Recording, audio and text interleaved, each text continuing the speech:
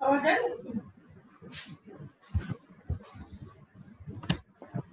मैं सीएससी उत्तर प्रदेश से नाज़नी बेगम आज की मुलाकात की इस कड़ी में आप सभी का स्वागत करती हूँ। आज हम पासपोर्ट सर्विस के बारे में जानेंगे। पासपोर्ट हमारी एक ऐसी महत्वपूर्ण सर्विस है जो हमें जिसके माध्यम से हमें अगर किसी को भी विदेश जाना होता है तो उसे पासपोर्ट की नीड होती है। ये नीड आप एज अ वे पूरी कर सकते हैं लोगों का पासपोर्ट बना के। बस ज़रूरत है आपको पासपोर्ट के बारे में अपने यहाँ ब्रांडिंग करने की, ताकि लोग जान सकें, समझ सकें कि हाँ, आपके यहाँ ये सर्विस मिलती है। अगर आप ब्रांडिंग ही नहीं करेंगे, आप लोगों को अवेयर ही नहीं करेंगे कि ये सर्विस आपके पास भी है, तो लोग आप तक कैसे पहुँच बनाएँगे और उन्हें कैसे ये सर्विस मिल पाएगी। पासपोर्ट हमारे वीएलई भाई कैसे बना सकते हैं, इसके बारे में हम यहाँ पर बताना चाहेंगे। पासपोर्ट सर्विस के लिए आप डिजिटल सेवा पोर्टल पर जाएंगे। यहाँ पर आपको सर्विसेज में आपको सर्च बार का ऑप्शन मिलेगा। यहाँ पर आप पासपोर्ट्स लिख के सर्च करेंगे। पासपोर्ट लिख के सर्च करते हैं तो पेज आपको रीडायरेक्ट करके आपके पासपोर्ट वाले पोर्टल पे ले जाता है। तो यहाँ पर पासपोर्ट सर्च करेंगे, सर्विसेज में passport service, passport and visa division यहाँ पर आएगा। यहाँ पर आपको क्लिक हियर पे क्लिक करना है। क्लिक हियर पे क्लिक करने के बाद यहाँ पे आपको आपका आरटीओ सेलेक्ट करना है। जो भी आपकी लोकेशन के अकॉर्डिंग हो, डिस्ट्रिक्ट के अकॉर्डिंग हो, उस हिसाब से आप यहाँ पे अपना आरटीओ सेलेक्ट कर लेंगे। जैसे आप यहाँ पे कोई भी आरटीओ सेलेक्ट करके गो टू पासपोर्ट सेवा पर जाएंगे। पेज रिडायरेक्ट होगा और आपको ये ऐसी वेबसाइट दिखाएगा जैसे कि जस्ट लाइक आप अगर नॉर्मल भी यूजर आईडी पासवर्ड बना के करते हैं तो इस तरह का ही पेज आता है। तो ये पासपोर्ट का पेज है, पासपोर्ट वेबसाइट का पेज है। यहाँ पर जाकर आप लॉगिन करेंगे। लॉगिन करने के बाद आपको apply for fresh passport, reissue passport, apply for police clearance certificate, apply for background verification और GP, apply for diplomatic official passport, view saved submitted applications, ये सारे ऑप्शन दिखेंगे। व्यू सेव्ड सबमिटेड एप्लीकेशन में आपको वो एप्लीकेशन दिखेंगे जिसमें आपने एप्लीकेशन डाले होंगे पासपोर्ट के लिए, वो आप चेक कर सकते हैं। फ्रेश पासपोर्ट में आप नया पासपोर्ट अप्लाई या री इशू कर सकते हैं। ये पुलिस क्लियरेंस के लिए है, ये बैकग्राउंड वेरिफिकेशन और जीपी के लिए है। ये सारे आपके ऑप्शन हैं। ये वीएलई सर्विस रिपोर्ट है। वीएलई सर्विस रिपोर्ट में आप जितने पासपोर्ट आपने बनाए हैं उसको आप डेट सेलेक्ट करके आप चेक कर सकते हैं। 6 मंथ के पासपोर्ट आपने जो भी बनाए हैं वो आप डेट सेलेक्ट करके उसको सर्च कर सकते हैं कि कहाँ कहाँ कब कब आपने पासपोर्ट बनाए हैं, किसके किसके नाम से, वो आप डेट वाइज सेलेक्ट कर सकते हैं। इसके बाद आप अप्लाई फॉर फ्रेश पासपोर्ट के लिए हम न्यू अप्लाई पासपोर्ट करने जा रहे हैं, इसलिए हम apply for fresh passport, reissue passport पे क्लिक करेंगे। यहाँ पर आप किस तरीके के पासपोर्ट को बना रहे हैं, फ्रेश पासपोर्ट या रीइश्यू पासपोर्ट। तो जैसे फ्रेश पासपोर्ट बना रहे हैं, फ्रेश पासपोर्ट पे क्लिक करेंगे। नॉर्मल है या तत्काल है। नॉर्मल और तत्काल में डिफरेंस सिर्फ इतना है कि आपका जो पासपोर्ट अप्लाई होके शेड्यूल मिलने का टाइम है वो रहता है, बाकी शेड्यूल वहाँ पर आपके अपॉइंटमेंट का जो भी टाइम होगा वो वहाँ उस अवेलेबिलिटी के अकॉर्डिंग ही होगा। वो आप ऐसा नहीं है कि तत्काल है तो वहाँ पे अवेलेबिलिटी नहीं होगी तब भी आपको अपॉइंटमेंट मिल जाएगा। अपॉइंटमेंट आपको वहाँ की अवेलेबिलिटी के अकॉर्डिंग ही मिलेगा। पासपोर्ट बुकलेट आपको कितने पेजेस की चाहिए, 36 पेजेस या 60 पेज, इसके हिसाब से आपके अमाउंट भी लगता है। इसका चार्जेस अलग अलग होता है। यहाँ पर अगर आप 60 पेज लेते हैं या 36 पेज लेते हैं तो उनका चार्जेस क्या होता है ये अभी हम आगे बताते हैं आपसे। फिर आप नेक्स्ट पे क्लिक करेंगे। यहाँ पर आपको एप्लीकेंट की सारी डिटेल फिल करनी होगी, जैसे एप्लीकेंट का नाम, surname, gender, date of birth, birth place, state, district, जो भी एप्लीकेंट की डिटेल होगी वो इस तरह से आप फिल करते जाएंगे। आप इस तरीके से जब डिटेल एप्लीकेंट की फिल करेंगे तो आपको ये डिटेल्स आएंगे फिल करने के लिए। जैसे एप्लीकेंट डिटेल में तो आपने नाम, डीओबी और उसकी जो भी डिटेल्स रहेंगी, पर्सनल डिटेल वो रहेगी। फिर फैमिली डिटेल रहेगी। फैमिली डिटेल में उनके फादर का नाम, मदर का नाम, प्रेजेंट रेजिडेंशियल एड्रेस में उनका जो भी एड्रेस होगा वो आपको फिल करना होगा ताकि पुलिस वेरिफिकेशन हो सके। इमरजेंसी कॉन्टैक्ट नंबर में नंबर देना होगा। Identity certificate, passport details, other details, passport detail verification के लिए रहेगा, सेल्फ डिक्लेरेशन रहेगा। ये सारी चीज़ें आपको वन बाय पेज आएगा। इसको आप पहले एक बार सेव एंड नेक्स्ट करते जाएं और जब फाइनल करने से पहले एक बार आप इसे रीचेक कर लें। रीचेक करके तब इस पासपोर्ट फॉर्म को सबमिट करें।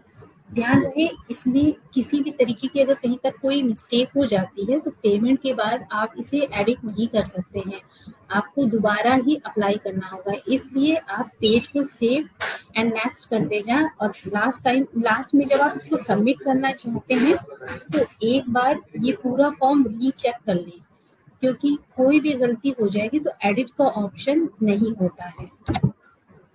इस तरीके से आप पासपोर्ट फॉर्म को सबमिट करेंगे तो एक ARN नंबर आपका जनरेट हो जाएगा।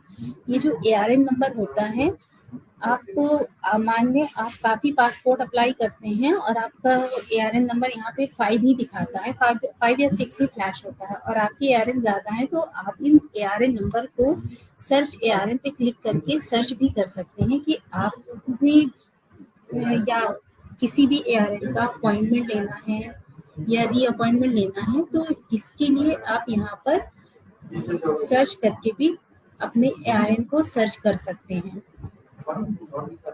अब किसी भी ARN को आपको अपॉइंटमेंट लेना, यहाँ पर आपने ARN सेलेक्ट किया, उसके बाद आप उसका पेमेंट करेंगे। पेमेंट करने के बाद आपके डिजिटल सेवा पोर्टल से 100 रुपीज़ ही कटते हैं इसके, लेकिन आपका CSA जो पासपोर्ट सर्विस की फीस होती है वो होती है आपकी 1500 रुपये, जो आपको नेट बैंकिंग के या ऑनलाइन आपको पेमेंट करना होगा, वो आपके डिजिटल सेवा पोर्टल से नहीं लगती है। तो इसके लिए पेमेंट एंड अपॉइंटमेंट पे क्लिक करके आप पेमेंट करेंगे और उसके बाद जो भी आप डेट कंज्यूमर बोलते हैं उस डेट के अकॉर्डिंग उसको आप अपॉइंटमेंट शेयर करेंगे। इसके बाद एप्लीकेंट को पूरा फॉर्म लेके प्रिंट करके आप उन्हें शेयर कर देंगे, क्योंकि और उन्हें बता देंगे कि वहाँ पे क्या क्या डॉक्यूमेंट लेके जाना है। जो भी डॉक्यूमेंट जैसे ID, address proof, date of birth proof, ये सारे डॉक्यूमेंट उन्हें वहाँ पर ओरिजिनल और फोटोकॉपी लेकर जाना है। अगर वो डॉक्यूमेंट में कुछ भी कमी करते हैं तो वहाँ पर वेरिफिकेशन उनका क्लियर नहीं हो पाएगा, तो इस चीज़ का ध्यान रखें। पासपोर्ट सर्विस की रजिस्ट्रेशन फीस हमारी डिजिटल सेवा से जो आपको फ्लैश होती है वो 100 रुपीज़ है, जिसमें आपका 43.64 पैसा आपके वॉलेट से कटता है और 56.36 ये आपका कमीशन होता है। इसके अलावा पुलिस क्लियरेंस सर्टिफिकेट के लिए अगर आप अप्लाई करते हैं तो इसमें भी आपका CSC पोर्टल से 100 रुपीज़ का ट्रांजैक्शन दिखाता है, जिससे जो आप कंज्यूमर से चार्ज कर सकते हैं। इसमें भी आपका 43.64 पैसा वॉलेट डिडक्शन होता है और 56.36 पैसा VAT शेयर यानी आपका शेयर होता है। इसके अलावा आप सर जो पासपोर्ट की फीस होती है वो आप यहाँ पर भी चेक कर सकते हैं। ये आपके पासपोर्ट की जो फीस है 36 पेज की आपकी पासपोर्ट की फीस होती है 1500 रुपये और तत्काल की जो फीस होती है वो 2000 रुपये होती है। 60 पेजेस की 2000 रुपये होती है और तत्काल की भी 60 पेजेस की 2000 होती है। फ्रेश री इशू पासपोर्ट की 36 की 1000 रुपये होती है, जो कि माइनर का करते हैं, और अगर तत्काल होता है तो आपका 2000। ये इस तरीके से आपका कमीशन सर्विस चार्ज का स्ट्रक्चर है। आप लोगों की तरफ से जो क्वेरीज आती हैं वो कुछ इस तरह से हैं कि पासपोर्ट क्या डुप्लीकेट पासपोर्ट अप्लाई किया जा सकता है अगर पासपोर्ट डैमेज हो गया है या खो गया है। तो डुप्लीकेट पासपोर्ट अप्लाई किया जा सकता है, ये री इशू में जाके आप पासपोर्ट अप्लाई कर सकते हैं। Do I need to provide original documents or certified copies or exact to be enough? आप जब वेरिफिकेशन के लिए जाते हैं तो फोटो कॉपी ही रिक्वायर्ड होती है या आपको वहाँ पर ओरिजिनल डॉक्यूमेंट ले जाना ज़रूरी है? बिल्कुल आपको वेरिफिकेशन के टाइम पर, अपॉइंटमेंट के टाइम पर ओरिजिनल डॉक्यूमेंट लेके जाना मैंडेटरी है। आपको फोटोकॉपी, अटेस्टेड फोटोकॉपीज भी लेके जाना होगा जो वहाँ पे आपको सबमिट करना होगा। How can I get refund my payment? क्या पासपोर्ट में किया गया पेमेंट आप रिफंड पा सकते हैं? अगर 1500 रुपए आपने पेमेंट कर दिया है, पासपोर्ट डिपार्टमेंट में सक्सेसफुली पेमेंट हो गया है, तो वो पेमेंट रिफंड नहीं हो सकता है। अगर फॉर्म में कोई त्रुटि रह गई है तो आपको नया फॉर्म फिल करना पड़ेगा, वो पेमेंट रिफंड नहीं होगा। What is the fee structure of passport service through CSC? CSC से पासपोर्ट सर्विस अप्लाई करने का चार्जेस क्या है? पासपोर्ट से सीएससी से पासपोर्ट अप्लाई करने का चार्जेस 100 रुपीज़ है, जो आप कंज्यूमर से ले सकते हैं।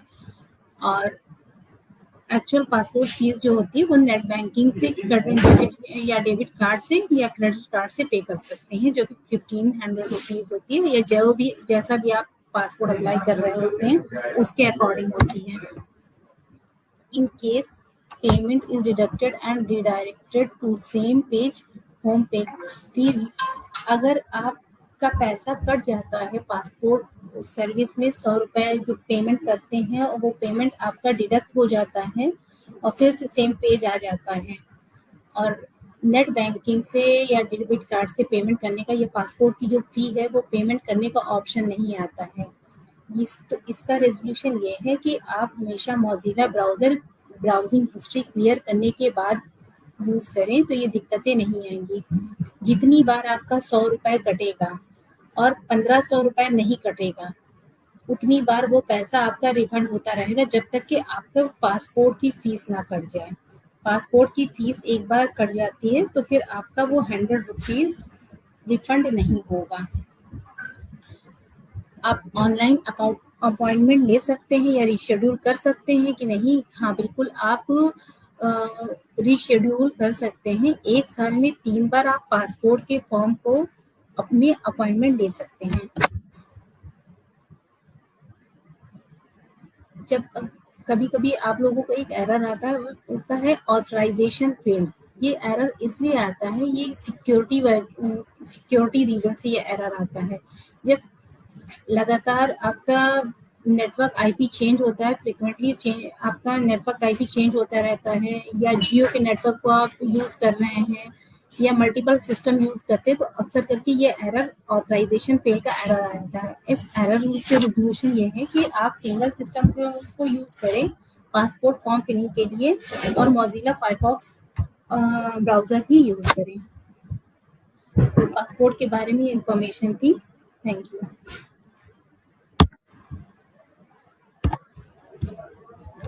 खत्म करते हैं।